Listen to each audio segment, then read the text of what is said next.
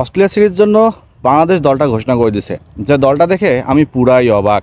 আপনিও নিশ্চয়ই অবাক হবেন, কারণ বাংলাদেশের টিম ম্যানেজমেন্ট বলেন বা বাংলাদেশের সিলেকশন প্যানেল বলেন, তারা মনে হয় কোনো না কোনো ম্যাজিক জানে। যদি তারা ম্যাজিক না জানতো তাহলে এমন ভূতরে দল কখনো ঘোষণা করতে পারবো না।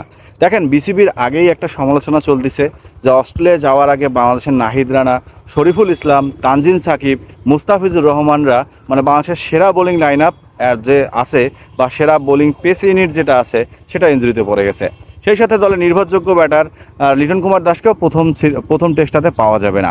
সব মিলায় যখন হযবরল অবস্থা ছিল বাংলাদেশের টেস্ট দলের, তখন বাংলাদেশ টিম ম্যানেজমেন্ট বা বাংলাদেশের সিলেকশন প্যানেল যারা আছে তারা দলটা ঘোষণা দিল। সেখানে নাজমুল হোসেন শান্ত নিয়মিত অধিনায়ক থাকবেই। তবে এই দলটা দেখে আমার সবচেয়ে অবাক লাগছে, এই দলে তাওহিদ হৃদয় কোথায়? কারণ জিম্বাবুয়ের সাথে যে তাওহিদ হৃদয়কে আপনারা অভিষেক করাইলেন, সেই তাওহিদ হৃদয়টা নাই। তাওহিদ হৃদয়কে তো লিটন কুমার দাসের জায়গায় খেলানোই যাইতো। হোক না, খারাপ করতেই পারতো অস্ট্রেলিয়া সিরিজে গিয়ে, তারপরেও তো ছেলেটা খেলতো। কারণ তাওহিদ হৃদয় তো এই মুহূর্তে আমাদের মিডল অর্ডারে একটা বড় নাম, সেটা হোক টি-20, সেটা হোক ওডিআই। লাল বলে এই ছেলেটাকে সেটেল করাইলে সমস্যাটা কোথায়? সবচেয়ে অবাক করা ব্যাপার, এই টিমটাতে সবচেয়ে দুইটা প্লেয়ার আমাকে খুবই অবাক করছে, যে যাদের পারফরমেন্স ভাইয়া কোথাও নাই, কোথাও খুঁজে পাবেন না লাল বলে।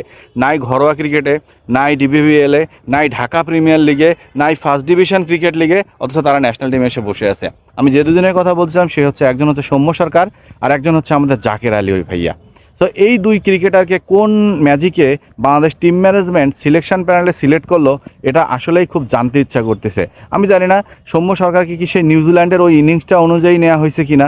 তবে জাকের আলী অনেক তো ভাইয়া কোনো খানেই নাই। তাকে যে নিলেন, কী কারণে নিলেন, লাল বলে কেন নিয়ে আসলেন সেটাও জানি না। নাকি আবার একটা টেস্ট খেলে জাকির অনেককে বসায় রাখবেন, নাকি বাদ দিয়ে দিবেন। সব মিলায় অস্ট্রেলিয়াতে যে মাইটি অস্ট্রেলিয়াতে যে বাংলাদেশ 23 বছর পর সফর করতে যাবে, এই দল কি 2 দিনও টিকবে কিনা আমার সন্দেহ আছে। শুধুমাত্র দুইটা মানুষের উপর ভরসা করা যায়, এক হচ্ছে মুশফিকুর রহিম ভাইয়া, আর এক হচ্ছে মমিনুল ভাইয়া। দুই অভিজ্ঞ ব্যাটার মিডল অর্ডারে। এই দুইজন যদি একটু ব্যাটিংটাকে একটু চিপে চাপে টানে টুনে কায়দা করে ভাইয়া নিতে পারে, তাহলে আমার মনে হয় অস্ট্রেলিয়া গিয়ে একটু সম্মানটা রক্ষা হতে পারে। তাছাড়া যে টিমটা ঘোষণা করছে, এই টিমের যে ব্যাটাররা আছে, এই টিমের যা বোলাররা আছে, তাতে অস্ট্রেলিয়া গিয়ে অস্ট্রেলিয়া যে 3 দিনের একটা প্রিপারেশন ম্যাচ আছে, সেই ম্যাচেও যে খারাপ করবে তা নির্দ্বিধায় বলা যায়। সেখানটায় বাংলাদেশ দলের এখন যে নাজেহাল অবস্থা সেটা আবার ফুটে উঠবে। আবারও আমরা বলবো, একটা শিক্ষা সফরে শিখে আসলাম, অস্ট্রেলিয়ার মাটিতে গিয়ে ভালো কিছু করে আসলাম। যতটুকু শিখছি এটা ভবিষ্যতে কাজে দিবে, কারণ আমাদের তো ভাইয়া শিক্ষা সফর শেষ হয় না। এক একটা টেস্ট ম্যাচ যায়, আমরা সেই টেস্ট ম্যাচ থেকে শিখি। কারণ আমাদের টিম ম্যানেজমেন্টের একটা দোষ কী জানেন, বা আমাদের নির্বাচক প্যানেলের একটা দোষ কী জানেন? আজকে যে নাহিদ রানা ইনজুরিতে কেন? কারণ তাকে জিম্বাবুয়ের সাথে খেলতে হবে, তাকে ইউএসএ আসলেও খেলতে হবে, এমনকি উগান্ডাও যদি বাংলাদেশে কখনো সফর করতে আসে, তাহলে নাহিদ রানা, মুস্তাফিজুর রহমান, লিটন কুমার দাস এদেরকে খেলাতে হবে। যার আজকে অযত্নের ফলে বাংলাদেশ দলটা এত নড়বড়ে হয়ে গেছে অস্ট্রেলিয়ার সাথে।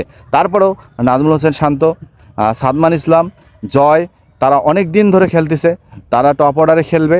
তারা যদি একটু দেখে শুনে ভালো খেলতে পারে এই বাউন্স উইকেটে, তাহলে আমার মনে হয় বাংলাদেশ দল একটু হলেও সম্মান বাঁচাতে পারবে অস্ট্রেলিয়ায়।